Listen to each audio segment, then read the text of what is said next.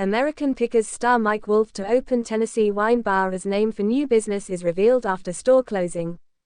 Mike, 60, has spent years transforming a former winery into an outdoor area with a pergola, fire pit, stage and more in Columbia, Tennessee, after beginning construction on the inside of the space. The U.S. Sun can exclusively reveal the business will likely be a wine bar. A source told the U.S. Sun, he's thinking of making the space a wine bar. Prime and Pint, the restaurant next door, can use the outside area and people can also rent out the space. It's supposed to open in June. In exclusive photos obtained by the U.S. Sun, a red neon sign has been added to the building, revealing the name of the establishment. The wine bar will be called Revival. There are also now tables and chairs outside. In December 2024, Mike filed a permit to add the sign to the building. The permit, which was approved, read, "Neon rooftop signage approved by historic zoning to replicate what was originally on the building." The sign is to be fabricated and installed by Columbia Neon. The total project construction value for the sign cost $10,000. The American Pickers star dropped $600,000 on the former wine bar in September 2022. According to the permits, the total cost of the renovation has set the picker back $38,630. The U.S. Sun previously reported Mike initially had plans to turn the property into a restaurant. A source who worked on the construction claimed at the time, "It's going to be a restaurant. They are going to sell pizza, soda, that kind of stuff." Construction workers are building a stage for karaoke, a fire pit, and a pergola in front of the building. But the restaurant never opened, as those in the town were left speculating on what the area would be used for. A town source claimed, "It used to be a vintage wine bar and lounge. They closed that down and Mike Wolfe bought it and built that. It's just sitting there. I don't know what they're doing with it." A second insider believed the space would act as an outdoor seating area for the next-door restaurant. The U.S. Sun previously revealed photos of the finished product of the outside area. The front of the restaurant has a wooden pergola with lights. There are gray pavers under the pergola and concrete for the remaining space. Elevated pavers act as a stage for karaoke and performers. The fire pit area also has pavers with a brick bench for customers to sit around the fire. There are also 2 vintage gas pumps. A black metal gate and brick planter boxes with shrubs surrounds the area.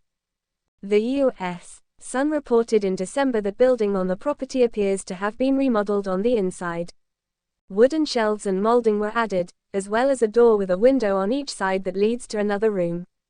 Mike has posted updates on Instagram of the construction, as he posted in November 2023, "When I first came to Columbia TN 6 years ago, this building immediately caught my eye. Through all of the changes over the years, this little Esso service station has managed to weather the storm. So many of these places have been scraped from the earth, erasing such a big part of transportation history in America. I feel incredibly blessed to have had the opportunity to reimagine how this property could continue to serve the community. This outdoor space will create memories for years to come." The delay in opening could have to do with issues Mike ran into with permits. According to building records obtained by the U.S. Sun, a permit was filed in August 2023 for a wood pergola. The final fire inspection held on April 12, 2024, failed. The document read, "Provide manufacturer's installation information for hanging gas heaters, in order to confirm distance to combustibles. Light sockets between pergola and building need, light socket safety caps, put in place of bulb." A second final fire inspection on September 16, 2024, also failed.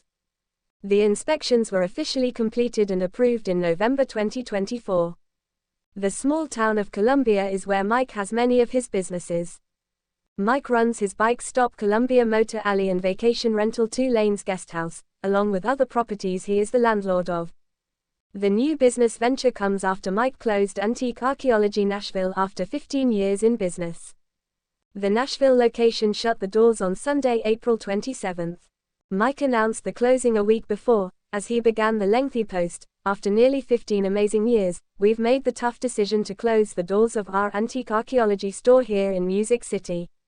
I've been so proud to be a part of this neighborhood, this city, and this chapter of life. But sometimes, even when something is good, you have to pause and ask yourself where your time is going, and where your heart is calling you next. For me, that's family. It's slowing down a little, staying rooted, and focusing on the new projects that are pulling at my soul. I'm not disappearing, not even close. I'll still be picking, sharing, and selling online and at our original LeClaire, Iowa store. But I've learned over the years that it's easy to spread yourself too thin, and balance is something we all chase in one way or another. He ended, "This isn't goodbye, it's just a new rhythm." I'll forever be grateful for every moment in that Nashville space, and for all of you who made it more than just a shop. You made it home. The closing comes after Antique Archaeology Nashville was hit with backlash from customers over expensive vintage items and the amount of merchandise sold in the store. The U.S. Sun previously reported American Pickers will return in the fall. This will be Mike's longest break from shooting the show in 15 years.